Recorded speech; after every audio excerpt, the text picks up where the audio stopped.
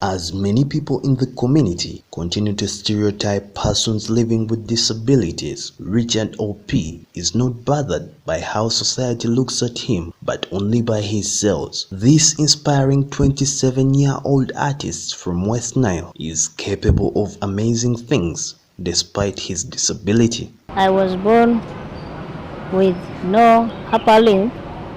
Denied access to education by his brother at a very tender age, Opi managed to attain his education through scholarships, which pushed him to the level of completing a bachelor's degree in industrial arts at Chambogo University. My elder brother actually told me, no, you cannot go to school, you have to remain at home.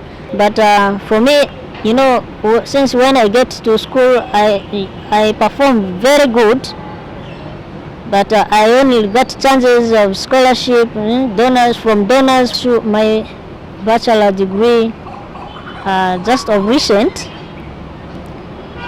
So I am so glad I've made my part, but that's not my destination. I still want to push ahead for PhD.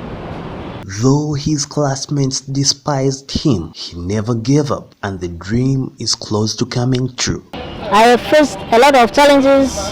At first, I used to fear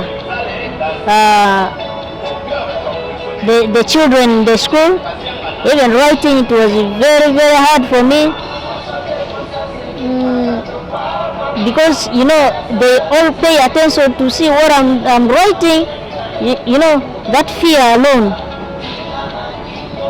So I just endure the situation like that. I just get used to, then I cope up from there. With many people taking advantage of his disability, Opi was forced to hire a manager to market his talent. There are some people who are trying to extort money out of his work.